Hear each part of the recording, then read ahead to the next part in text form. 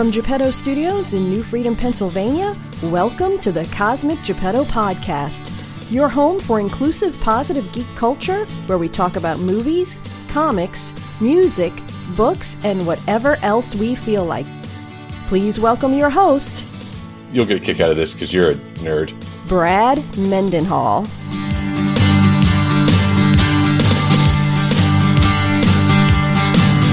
Hey kids, it is episode 285 of the Cosmic Geppetto Podcast. Host of the new YouTube game show, What's What, Eric Bayne, makes his debut to talk about when desperation leads to inspiration in entertainment.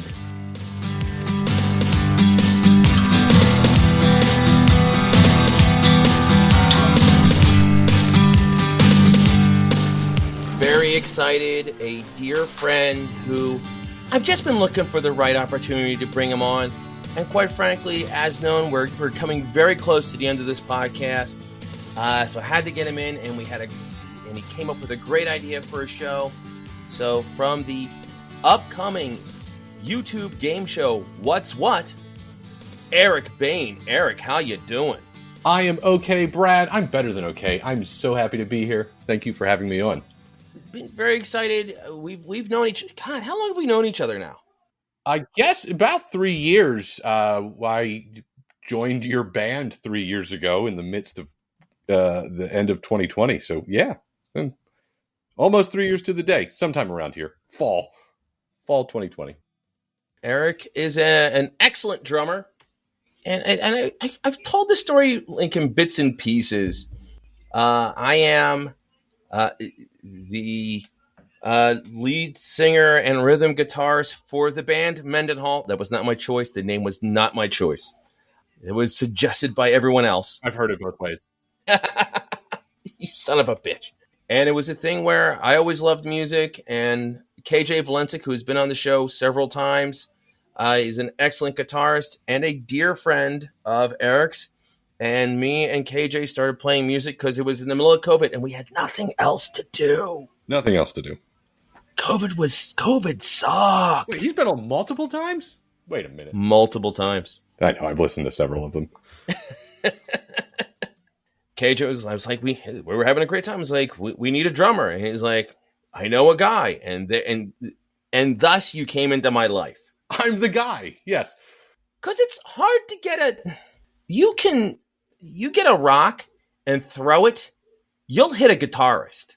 Yes. Finding a drummer and or a bassist is a pain. Yes. That is a particularly difficult challenge. We're an exclusive bunch. Very lucky, and it's always been a joy. And you dig the geek stuff. I do dig the geek stuff. Yeah, I am... aside from being a drummer, I'm Eric Bayne, professional presenter, host, and public speaker, specializing in nerd positive pop culture and insurance technology. But that's for another day. Right now on Broadway, there is a show called The Shark is Broken. And it was co-written by Ian Shaw, who was the son of Robert Shaw, who starred in the movie Jaws, one of the stars of the movie Jaws. And it's a play about the making of Jaws. And because the making of that movie was a nightmare. Yes. So many things about it were a nightmare. Yes. So many things went wrong. It went over budget. And one of the big problems is they had this very expensive special effect mechanical shark. That did not work. The shark's name was Bruce. The shark did not work. And that could have destroyed that movie. No one in the movie starred Roy Schneider, Richard Dreyfuss, Robert Shaw, none of whom at that point were A-list, go see the movie. None of them were, prime Tom Cruise. Well, I would argue that maybe there wasn't even. I mean, I'm not a part-time cinema buff, but I mean, there wasn't really such a thing as a blockbuster yet. There were big movies, but there wasn't like Jaws created the blockbuster. Yeah, especially the summer blockbuster. Yeah, specifically. Yeah, it was based on a book that hadn't even been published. Also, a book that wasn't very good. A lot of people have talked about how the book was so much different than the movie, and the characters were less likable. It wasn't very cinematic, but like basically in the movie, they blew up the shark by shooting a oxygen canister in its mouth, and this massive explosion with a grate is like, you die, you son of a bitch, and awesome. And in the book, the shark just sort of bled to death and died. Yeah, I mean, but that's true of I mean, what's better, the book or the movie is a there's a podcast topic at some point if you haven't done it.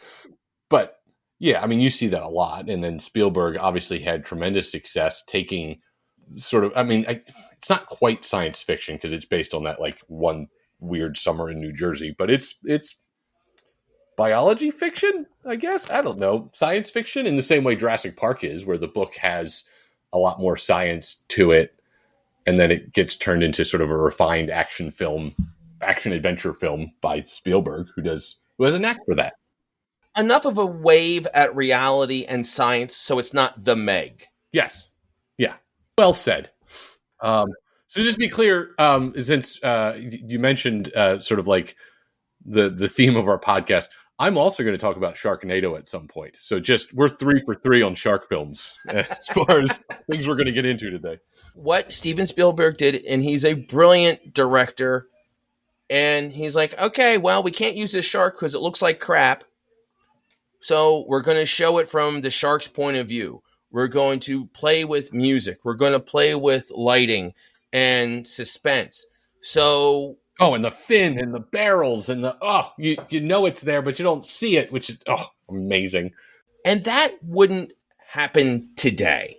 Today, they were just like, all right, we'll just get computer animation and we'll have the shark and we'll have the entire, like the Meg. We'll show the shark all the time. And so much can get lost from that.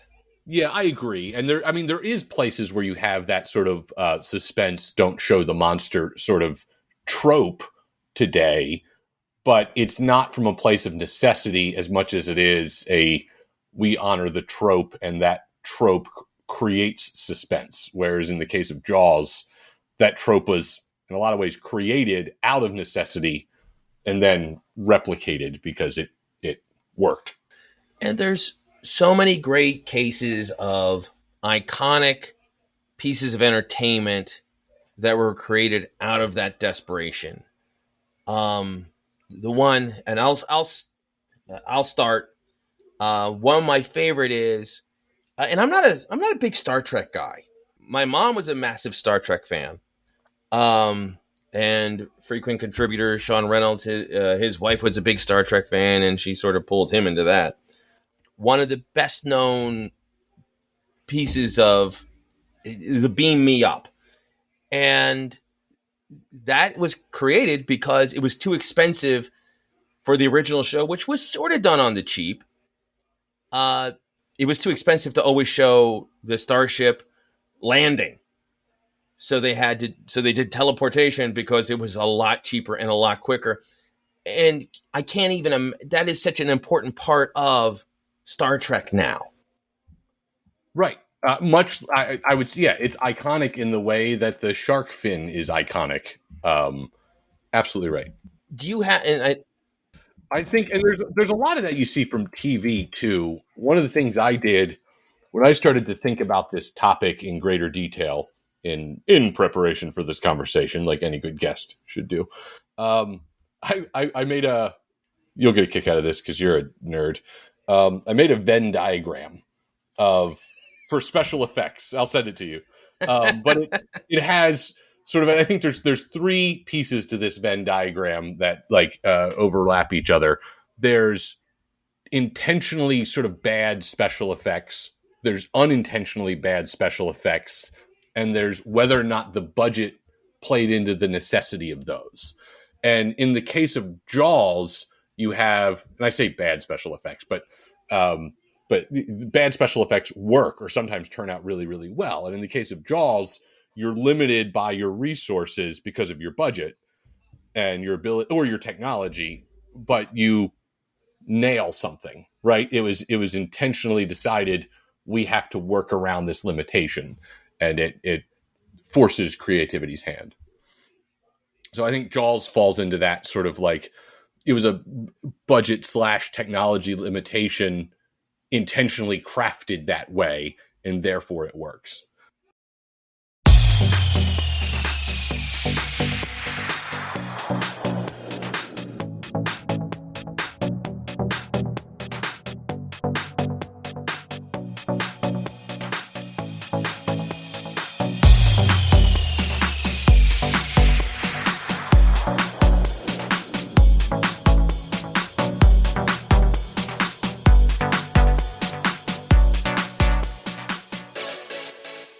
What's another example? You've done your research. What was another example of where you really felt they were able to find a sweet spot?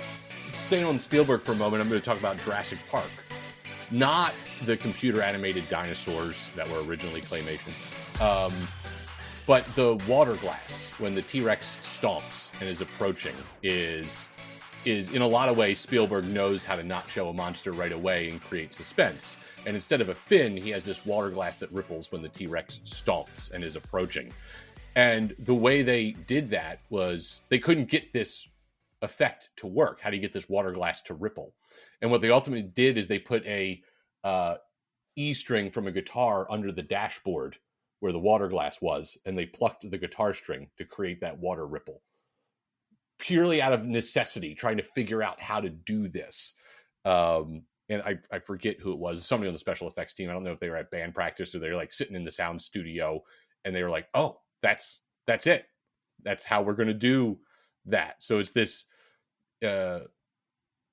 creativity by necessity, sort of thing. The Death Star in the original Star Wars, it's comprised of like hundreds of cannibalized battleship sets. They're just hot glued to this Death Star run for Luke's X-Wing to fly over. And I think that's awesome. And those are interesting because they're in some ways low budget special effects in mega blockbusters, which crosses over in sort of like one vein of this thing. But there's another animal inside of that, which is things that are intentionally supposed to, or intent, like they know they're low budget and they're not trying to pull off something like Jaws or Star Wars or Jurassic Park.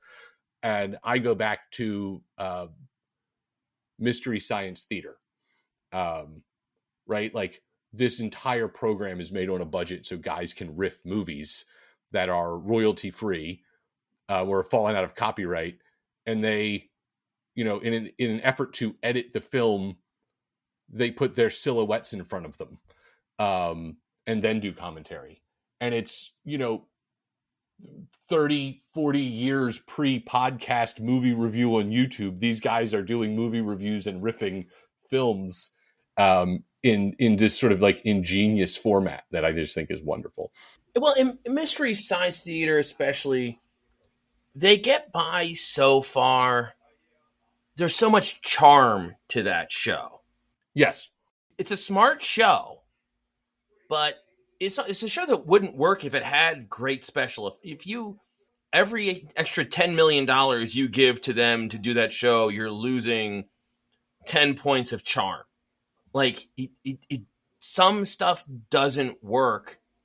The more money you pump into it, the less it works. And you bring up two really good examples. The Star Wars movies, where many people saw when they added special effects. And boy, I like that movie so much less with this state-of-the-art CGI. And I was like, it feels light.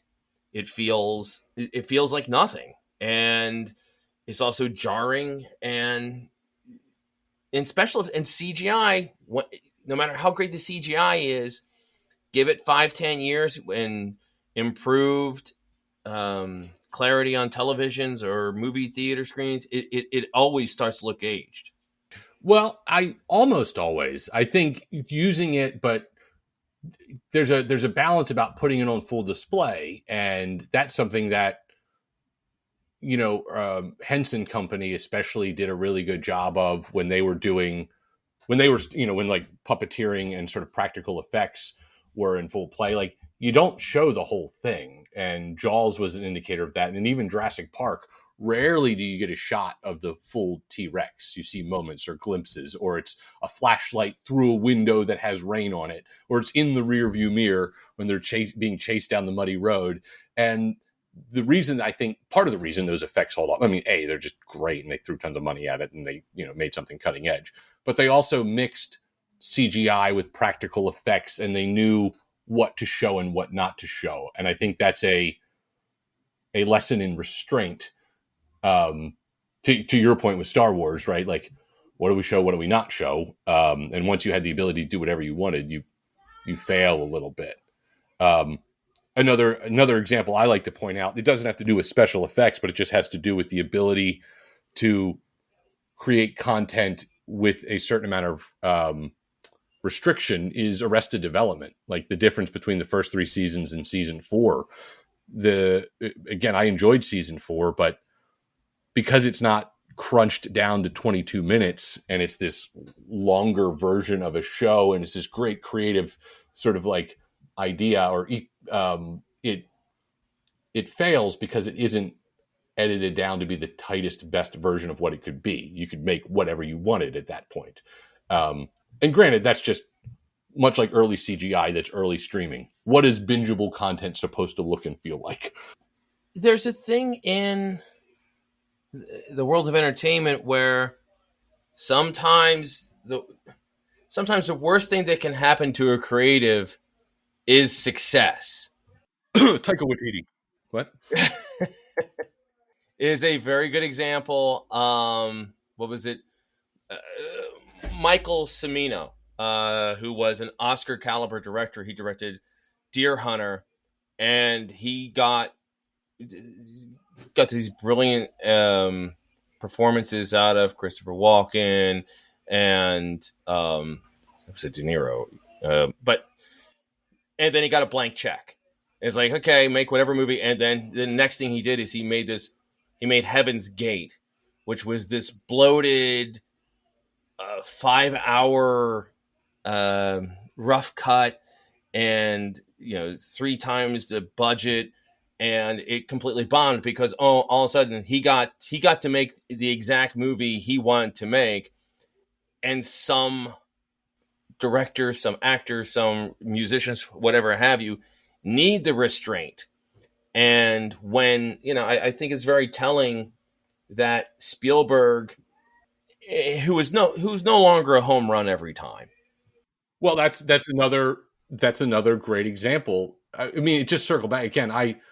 All the film, and and I'm sure you've probably said this disclaimer, like, I'm not making movies. These guys have an incredible task to make a piece of art and coordinate just hundreds of people involved in a production to deliver something. And there's so many pieces of that are essential. So you have to make decisions before things get to edit, and before there's reshoots, and before. Just Justice League is a version of that. But again, there's a value in that restraint and understanding when to use stuff and what's different. Lord of the Rings trilogy, good example of that. The original pre-Hobbits, which is another problem.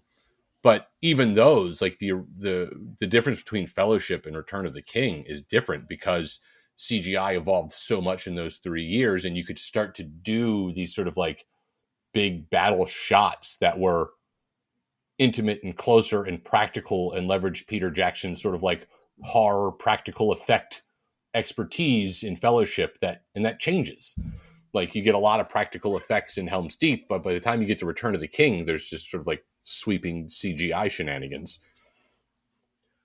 Well, and you would see all 3 of those are good, just to be clear. I like those movies. Oh yeah. Well, I think it really showed in the Hobbit films, where all of a sudden all the orcs and all the ogres and everything became CGI creations instead of practical effects, and they all started looking the same, and the detail wasn't there, and there's a lot more reason for it. I think Peter Jackson just really wasn't that Oh yeah, the story behind the production of the Hobbit films is a that's a whole episode that KJ should be here for. But I think another thing though that's interesting about Fellowship is the practical effects that they did throughout that trilogy with forced perspective and Gimli and the Hobbits. You see that leverage just a few years later in Elf with Will Ferrell, which, you know, for many of us is sort of now like a holiday staple film. But so much of what they learned on Lord of the Rings, they were able to go like, oh, okay, forced perspective. We can do a lot to make Will Ferrell look, who's already huge, but look ridiculously huge at the North Pole. And it's just, there's a way to do this practically without, you know, bad CGI. They do some of that in Harry Potter too with Hagrid. You know, it's just smart filming, right? And like you can do things, just good old fashioned camera tricks to pull that stuff off. Well, it's always amazing when you see the actor who played Hagrid in anything else as like, and he's not a small guy, but he's just he's a normal size guy. He was probably 5'9". It was several years until I realized that he was in like many of the Pierce Brosnan Bond films, and I was like, oh, he's that guy. You know, yeah. There's I think I also really enjoy, and this is a slightly different tangent from some of the stuff we're talking about, but when there are I don't want to say intentionally bad special effects, but like they leverage that. It's almost a parody of bad special effects. Like the things I think about, just good examples of that are like the Lego movie. Big budget production, ton of work goes into that. But then you have those moments where like a brick breaks off and just like flies across the screen and goes like, and like, that's great. Like that's just practical and silly. Or when SpongeBob goes above water, he's just like a dish sponge on a stick, right? Like you have the budget. you're SpongeBob, right? Like you're doing okay. But like I find that to be particularly charming, even if it is parody in some ways. Weird thing happened today. I was putting some laundry away and I went through. I have way too many streaming services, and the Max service has The Flash, and I saw The Flash in theaters. I was the one, and I was like, "All right, I'll put this back on again." And a deeply flawed movie. But you know, Michael Keaton gave, if nothing else, an interesting performance, because Michael Keaton, he's never bad. He's always interesting, and he always does something cool. So you get to see Michael Keaton as Batman, 71 years old. And on one hand, it was kind of cool because Michael Keaton did 2 Batman films, and he never really got to do cool Batman stuff in a lot of ways because the special effects weren't there. And then not too long before I hopped on this call, the 1989 Batman film with Michael Keaton and Jack Nicholson was on. And dear me, Michael Keaton could not move in that movie. Oh, no. No. You can't turn your head in the cowl. It's a whole thing. They even make a reference to that in, I think it was Batman Begins. It might have been Dark Knight, but there's a scene with Morgan Freeman where Christian Bale, and he's like, I got some new designs, and he's like, oh, you want to be able to turn your head? Like you would, like they even mention it in film that it's a iconic Batman challenge.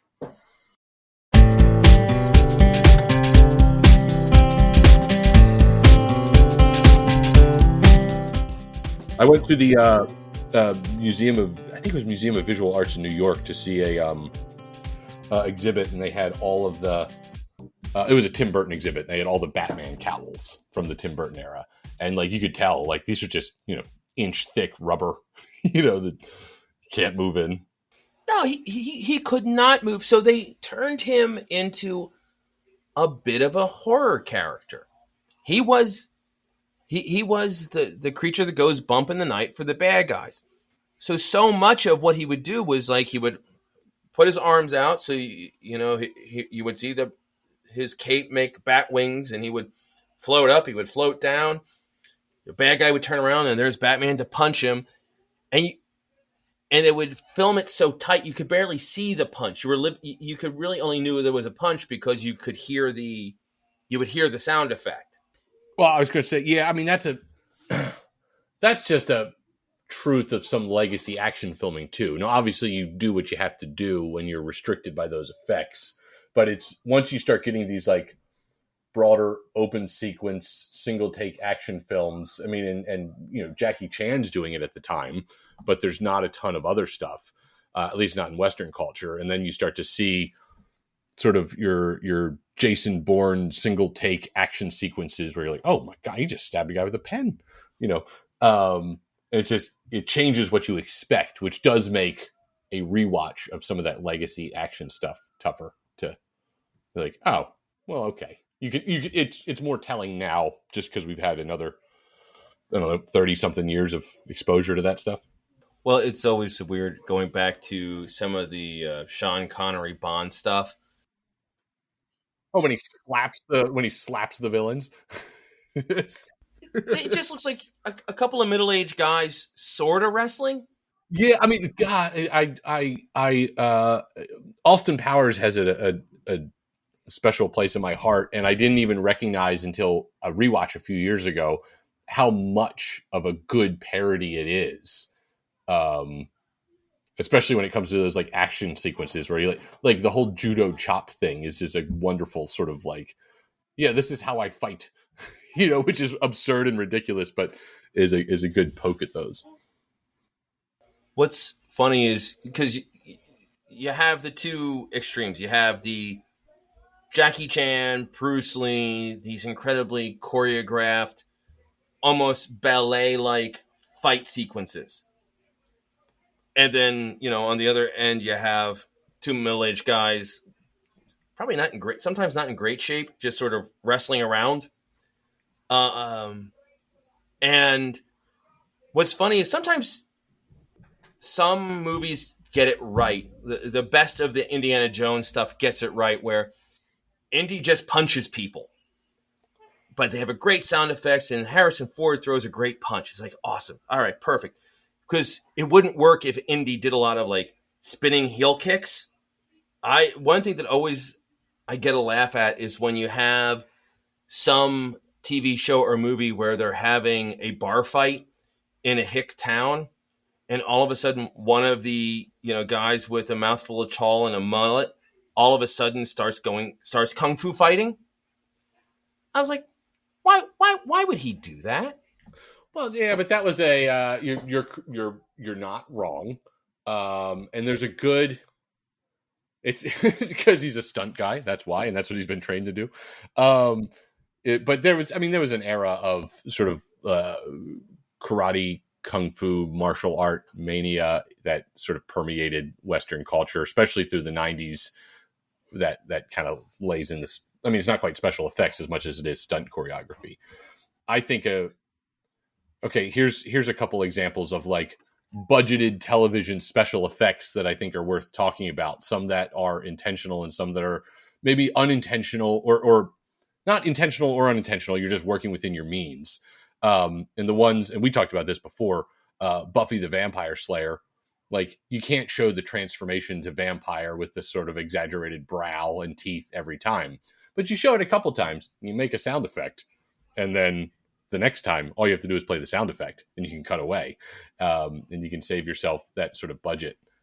And the other thing that came to mind from a maybe not great special effect, but sort of like Hercules and Xena, like 90s television, where there's like, okay, we have Xena doing her fight noise, therefore we know it is fight time. And that was enough. So those are just silly budgeted examples. Oh, Buffy was so funny with that because it did not have... Buffy didn't have a great budget. Mm-mm. As iconic and beloved as that show was, and it's all weird because it's all tied in with Whedon. I know, yeah, but that's true of anything on the WB, Brad. Yeah. They just announced they're doing like a book, an audio book or an audio story. It's going to be produced a play, basically a radio play with most of the original cast of the show. As a prominent Doctor Who fan, speaking of low budgets, as a prominent Doctor Who fan, that's great, but I just want a show. I mean, radio shows are fun. I like me some old timey radio. Buffy was, they would just run into a lot of problems. You can see sometimes they just would try a little too much. There was one episode in the first Dawn season where she was being attacked by a giant cobra snake dude. And it was bad because they did not have the budget for that. So they had basically they could have one scene where the giant snake guy, they could CGI him breaking into a room and looking at everyone and then going off. And then the next scene is like Buffy just jumping on a rubber suit and just punching it a lot. I was like, oh, that's terrible. Right. So here's a fun example of one that, I mean, staying in sort of the TV realm, of a low budget, but it intentionally worked. And then a same low budget, but it unintentionally didn't work, is Power Rangers, the original series. The television show worked. You're doing Godzilla monster kaiju fight sequences and you're dubbing over Japanese footage. But then when you go to make the motion picture to capitalize on all of that success with a lot of the original actors, it doesn't work because they didn't craft it and hone it in the same way. And it's you're still having a budget restriction because you're like, hey, we're making a kids movie. So get some white duct tape and tape the White Ranger back together. But it's just, that's one that kind of has both sides of that coin, where it's like, you didn't work within the same restrictions you originally had, therefore it starts to fall apart. They put together that original show that was put together for nickels. There's been so much talk about how poorly the cast was paid for that program. And the thing I always loved was, the people aren't familiar, the Power Rangers original show, they just would, it was a show that originated in Asia. They just took all the footage of it and then they spliced in, American plot lines with American actors. And the thing I loved was the yellow Power Ranger in the original show was male, and in the American show was female, and nobody noticed. No, only the Pink Ranger had a mini skirt. And none of that mattered when I was in third grade. So, yeah. Good times. But here's the funny thing, because I'm a little older than you, I was in college when Power Rangers was on. And that had a college fandom and it was because I worked on a couple levels, because there was a campiness and a ridiculousness, and the action still sort of worked. Look, I mean, there's no doubt that there's legit stunt people doing legit action sequences. And if you're a fan of, speaking of budgeted special effects, if you're a fan of the sort of Godzilla kaiju movie, you would love that show. You get a kaiju fight every week. That was great. And I used to have to stay up late at my grandfather's house with a VHS tape trying to tape Godzilla versus Mothra off TV just so I could get that moment. And that fight didn't even make sense because one of them has wings. And now you're telling me I can watch that after school every day? Okay. And I get a little bit of Voltron sprinkled in. Come on. That's great.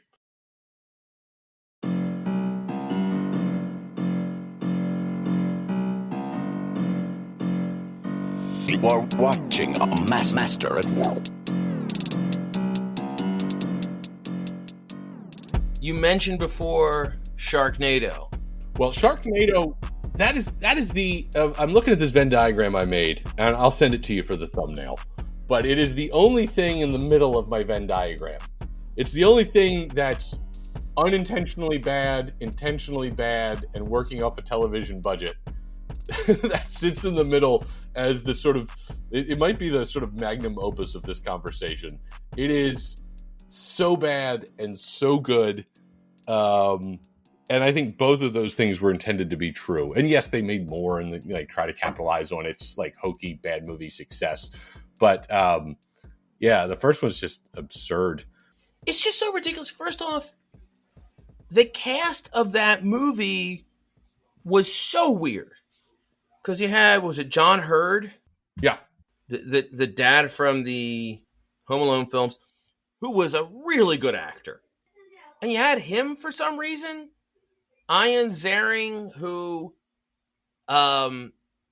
definitely, who was never a big star, but is a recognizable person.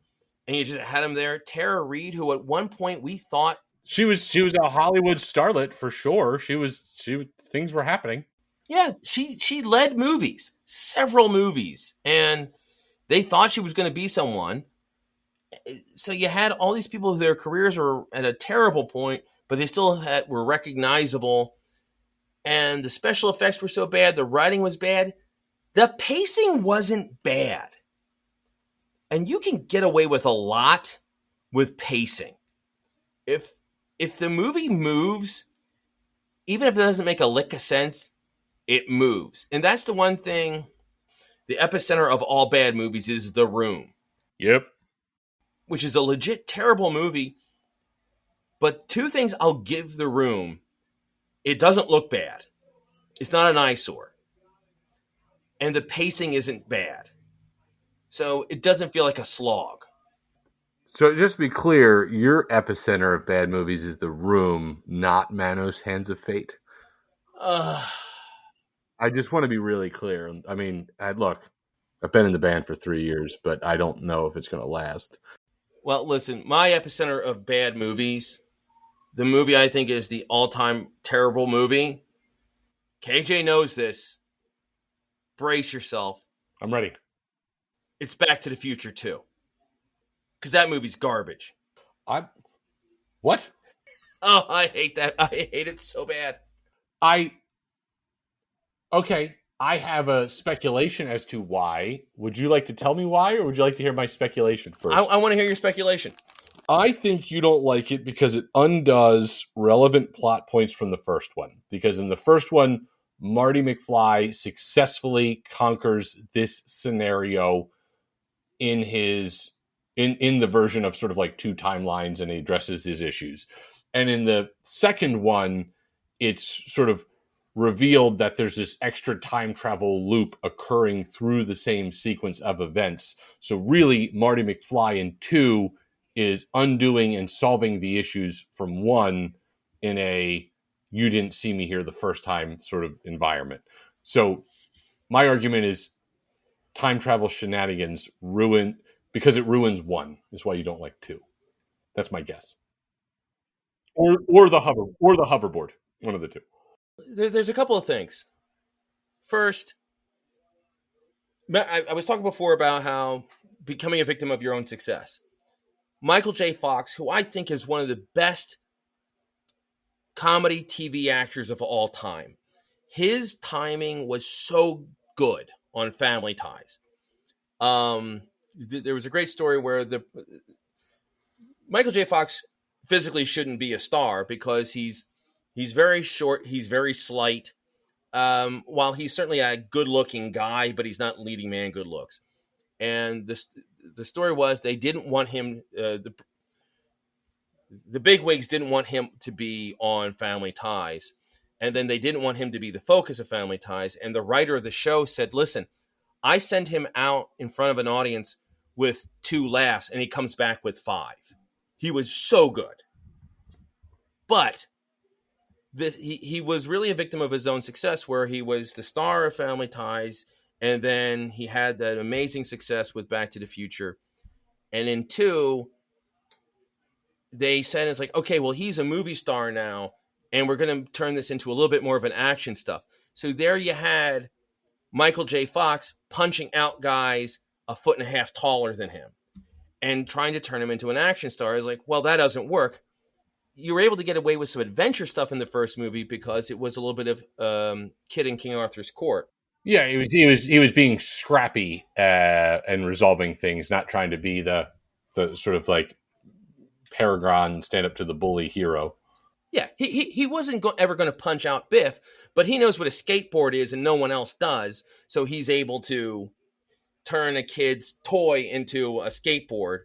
Well, that doesn't work when he's in the future and he doesn't know what's going on. So they turned him into an action star, which didn't work. Sort of what you're saying, where everything that, undoing what had already been done. Also, it really hurt not having George McFly there. And what's the actor who played George and got involved in a bunch of lawsuits? Oh, because he's oh my gosh, I was about to say because he's weird, but that sounds terrible. Crispin Glover. Yeah, Crispin Glover, who is weird. Yeah, and I think he owns it. So you don't have Crispin Glover's weird, crazy, manic energy. Yeah, but I don't even feel like he did a ton of that in the first one. Like the first one, there's other things about the first one that are weird. So, but you didn't have him, and he, even when he's not doing anything particularly weird, there's just a weird energy off of him. Yeah, that's fair. So you lost that. The first movie was so good and so perfect, and the second one, it felt like everything felt so phoned in. I give credit. The actor who played Biff was excellent. He was. It's like he steals the movie every time he gets a chance. Absolutely. I shouldn't like the almost rapist from the first movie the most in the second movie, when he also is a murderer and an attempted murderer in the second film. Oh, I hate that movie so bad. Yeah, that's a fair point.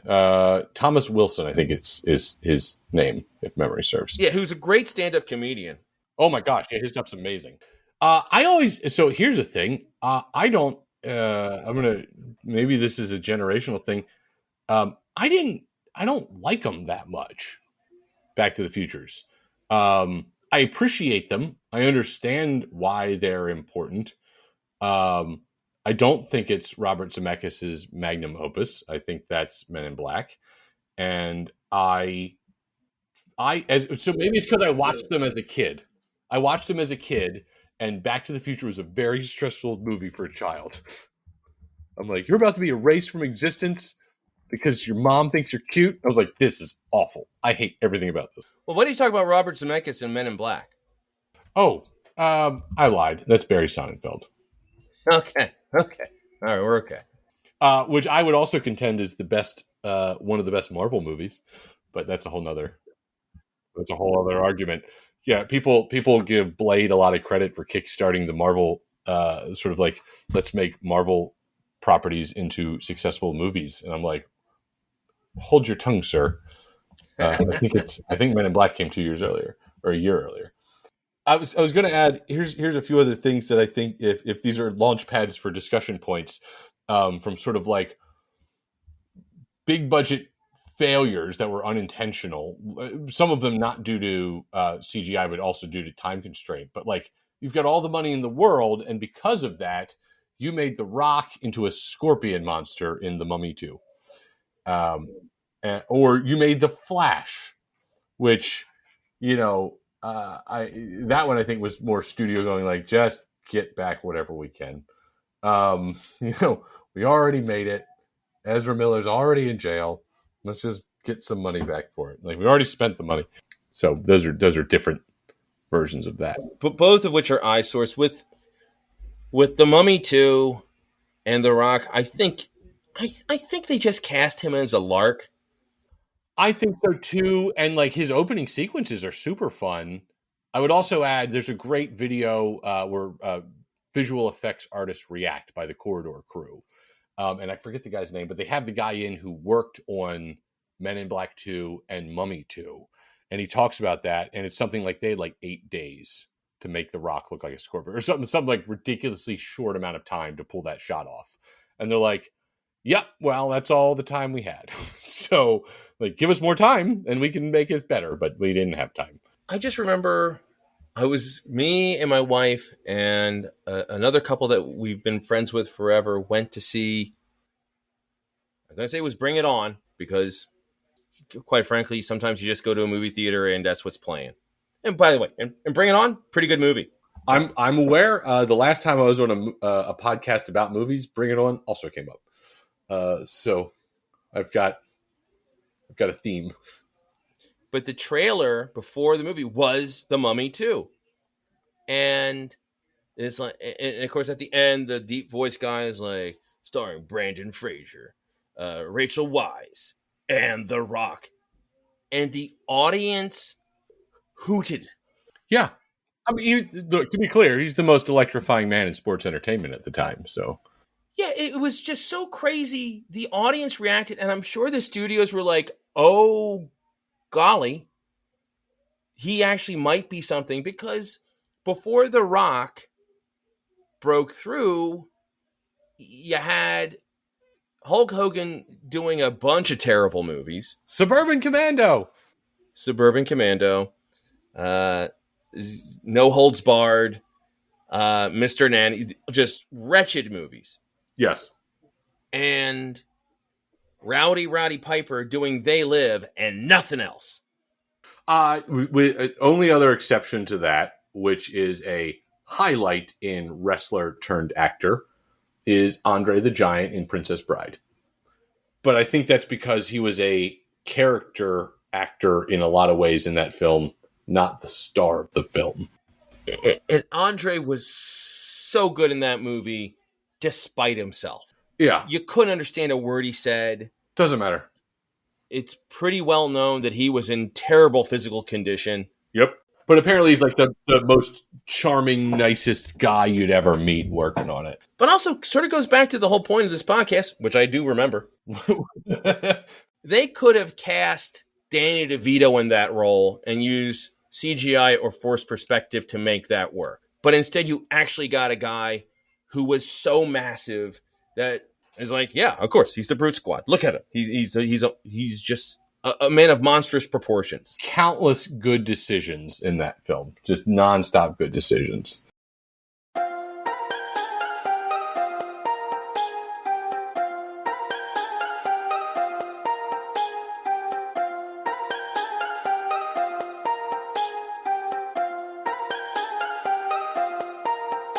Couple of the things that I should say around this topic that I think are important. I love intentionally low budget television in a lot of ways that are intentionally made charming. Things like The Red Green Show or Pee-wee's Playhouse, I think are great examples of where like you're confined by a certain amount of like set or physical apparatus and like you can only do so much. And you make it work, and it's charming because we know it's low budget and it's a guy's head in a box or whatever, and like those things are great. I think a good film around that is Shaun of the Dead. You get like you're playing on tropes, but you're making it charming, but still doing enough to make it work. Which, I mean, you're dealing with like early Edgar Wright, so you get some of his like novelty and quirk and visual, aesthetic layered in, but still, like you're dealing with like great talent, low budget, which super charming. The whole zombie genre was based on that. Yeah, but give yourself good characters. Saves can also like if you know your special effects are meh. And you cast good characters around it, and you use that wisely. Shaun of the Dead or Tremors, right? Good example of that. Like, amazing cast of phenomenally well-developed characters in the given amount of time. And then you have them interact, and it's literally just like a sandbag being pulled under the sand for half the film, Bugs Bunny style. And it's just great. Just great in every way. I remember when Tremors came out, and it just grabbed the hold of America's imagination. And Kevin Bacon, his career was Kevin Bacon was in the process of going from A-list star, possibly a competitor to Tom Cruise, to okay, he's a guy that can lead a small movie or he can be a supporting player in a big movie. And Fred Ward, who has always been a favorite of mine, who they thought he was going to be a top tier action star. He was Reno Williams. And it's like, oh no, he's got a face that looks like it's been punched a few too many times. So no, he's actually he's either the heavy or the rough guy that backs up the pretty boy. Yeah, okay, that's fair. So they took all these great guys great men and women who none of whom could lead a movie, but if you put them all together and you put a neat concept on them, you have a bunch of really good actors having the time of. It just looked like they were having the time of their life. Oh my god! And like Michael Gross and like Reba McEntire just like stealing scenes. There are very few. I take that back. There's a half dozen movie posters in my den, and Tremors is one of them. So I think it's phenomenal. How many Tremors have there been now? 7. 5 of them are numbered. The most recent came out in 2020 with Michael Gross returning, if I'm not mistaken. And John Heater, Napoleon Dynamite himself, opposite Michael Gross in Tremors 7. 7 movies, 1 TV show. Yes, I don't think you're wrong there. Television series Tremors, the series aired March in 2003. Holy crap. Second TV show was set to air in 2018 and had been shot with Kevin Bacon. But multiple networks, including Sci-Fi, passed on the series. Holy crap. Sci-Fi's passed on a Kevin Bacon television show. I don't know if that's true. I just read it on the internet, but that's effing wild. Sci-Fi passed on something? With Kevin Bacon in Tremors. Yeah. Holy snike. In 2018? What were you airing? Sharknado 7? Get out of here. Ridiculous. Okay, so here's the last piece I had on my Venn diagram. Or no, two things. Oh, I lied. There's 3 things here. 1, you have a low budget and it's unintentionally bad, but it works so well it becomes iconic. And that is the Mike Myers mask in Halloween being a William Shatner mask, just with the eye holes cut out. Like that shouldn't work. There's no reason that should work. And it's absolutely amazing. I think it probably should have come up earlier when we talk about like using a budget or CGI in lieu of practical effects. It probably just makes us both sound old. But all I have in my notes is RoboCop versus the Expendables. And sort of like the use of squibs, like proper squibs versus sort of like someone taking like Photoshop and squiggling red on the screen. The Expendables was the worst with that.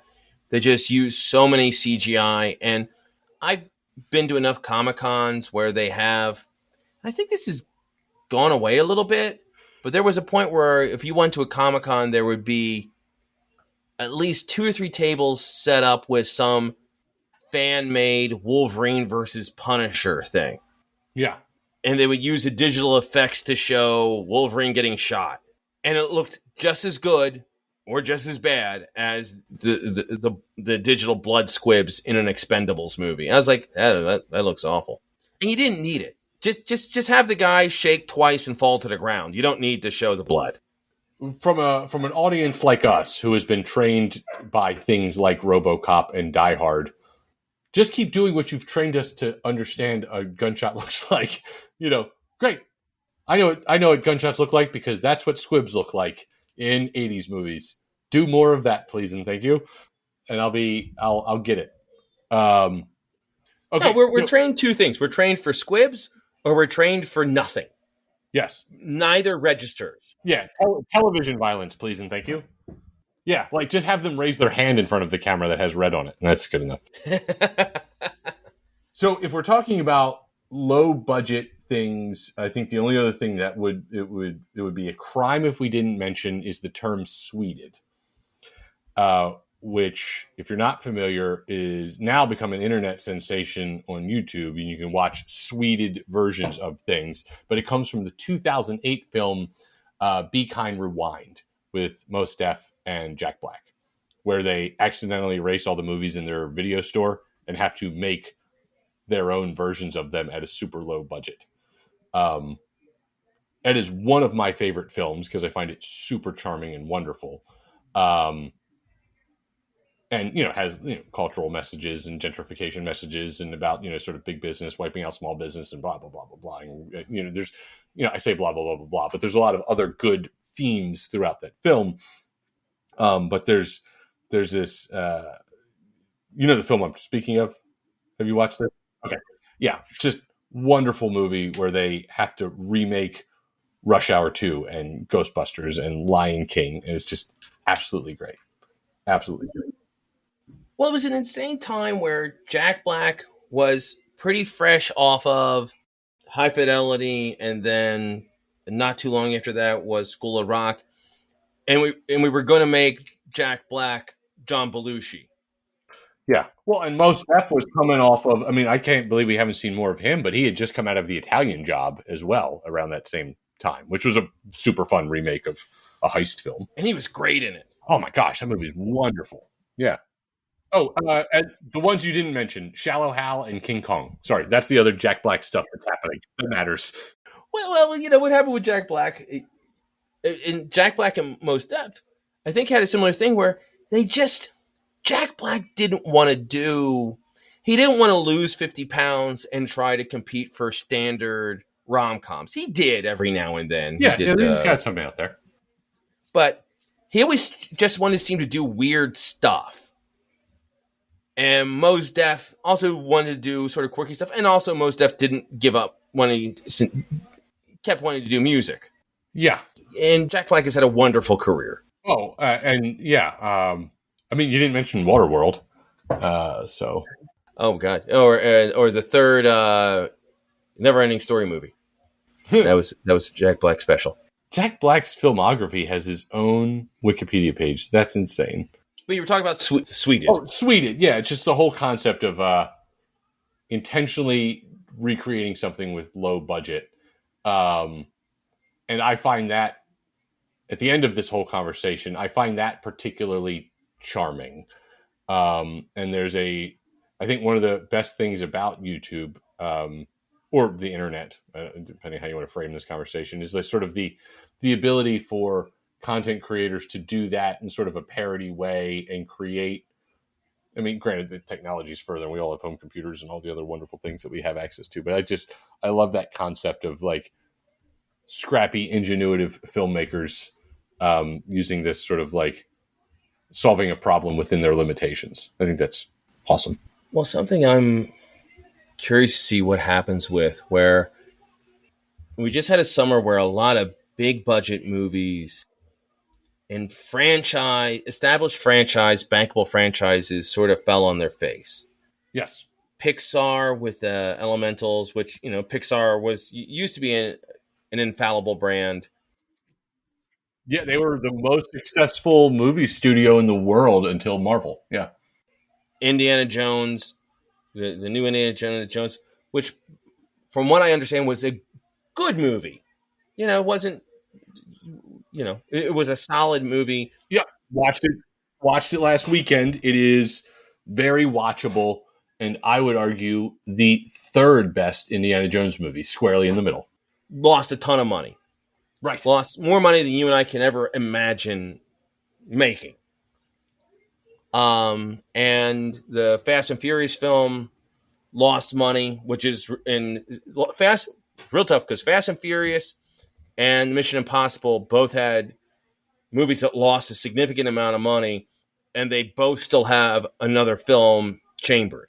Well, I mean, because they were so targeted to be successful anyway. Actually, YouTuber Patrick Willems does a great video essay on why he likes Fast and the Furious so much. And it's not because they're like absolutely incredible. It's because there's no source material. He's like, these movies can do whatever they want. And I think my reinterpretation is Mission Impossible can really do the same thing. These movies can do whatever they want. There is no Secret War, Infinity Gauntlet, story, predetermined Skywalker saga that has to sort of like be defined from an extended canon. Like we can literally do whatever we want. And that's awesome. Because the budgets have gotten so big, the special effects have gotten so big, somebody's going to figure out, and you've seen a little bit with that Sound of Freedom movie. Have you heard about this? No. All right. It's and there's a whole controversial aspect to that I'm not going to get into, but it's sort of, it's basically Taken. Oh, I know about this. Yep, I know all about this. Is this the one with Jesus in it? Yeah, Jim Caviezel, who my understanding gave a wretched performance, but the movie made a ton of money on a very small budget. Yeah, well, so did Boondock Saints. Whatever.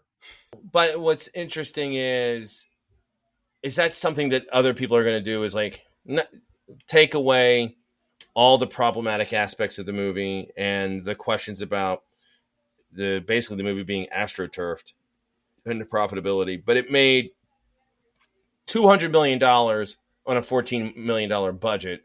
Is somebody going to turn around and say, okay, we have abilities if we par stuff back down, if we go back to less, not showing everything, but implying, and we can start making reasonable budgeted movies and with the proper audience, start,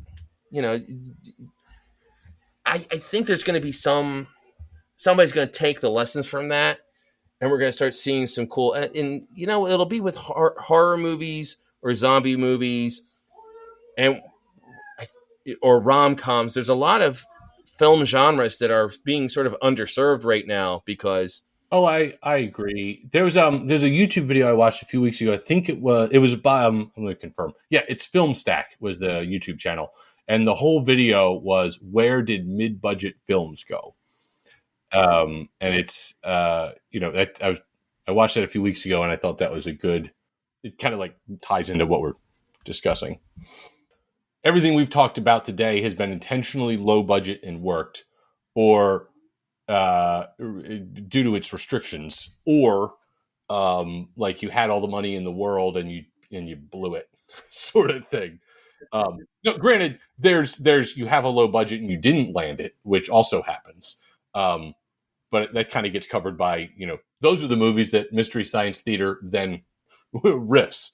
That's your Star Crash and your Ator and your those types of things. So that's a we know there's bad movies. That's not the point.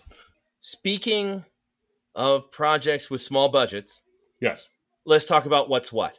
Sure. Aside from being a presenter and host and public speaker, and believe me, I do a really tight, charming 1 hour on the history of managed care if you need your continuing education credits. I am also a content creator with my brother for the YouTube channel One and Only Chameleon, all one word. And this fall, we are premiering a new lineup of 3 new shows that'll come out the first, second, and third Monday of every month starting October 2nd.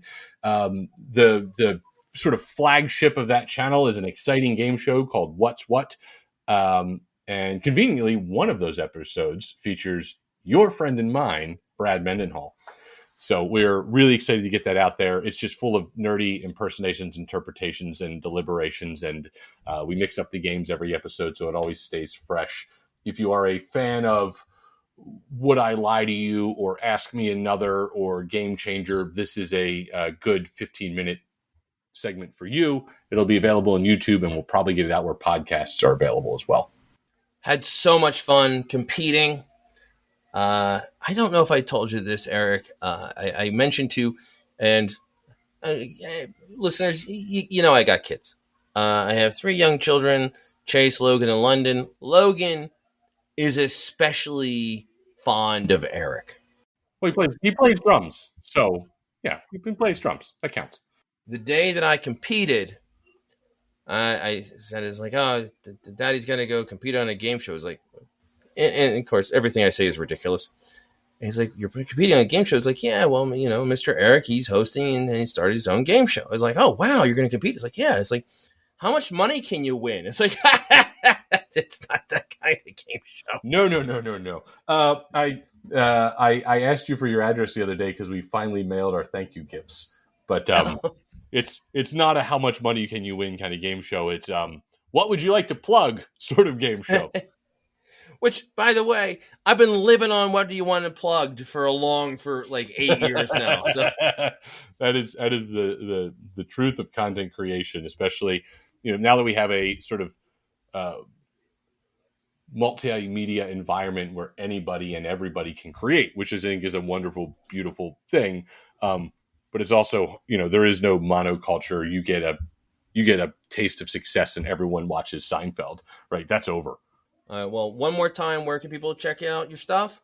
On YouTube, the channel is One and Only Chameleon, all one word. Or if you looked for What's What Game Show, you'll also find us there, starting October 2nd.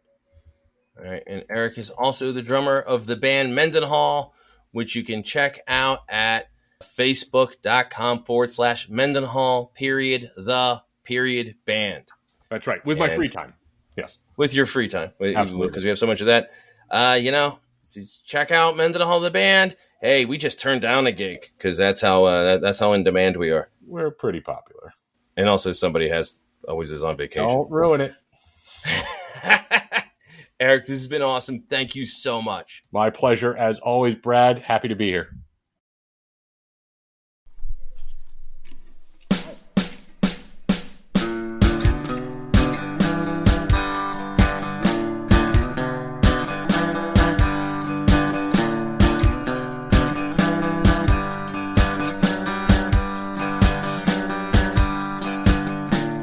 That wraps episode 285. Big thanks to Eric Bayne, good guy and a good friend. I've waited 3 years to have him on the show, and he was worth it. Be sure to check out What's What on YouTube. Episode 1 is already out. The upcoming episode 2 features your favorite Cosmic Geppetto host. Me. Me. Next time on the Cosmic Geppetto podcast, Jarf Hardin returns, and we fix the MCU. Till then, as Jarf likes to say, see you in the funny pages.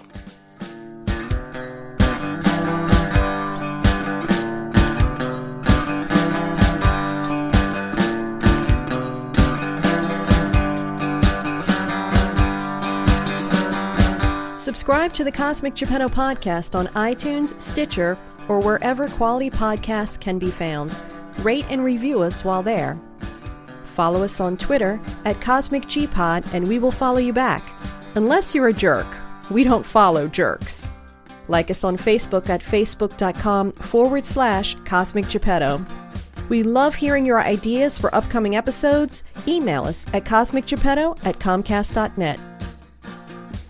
oh, that's terrible.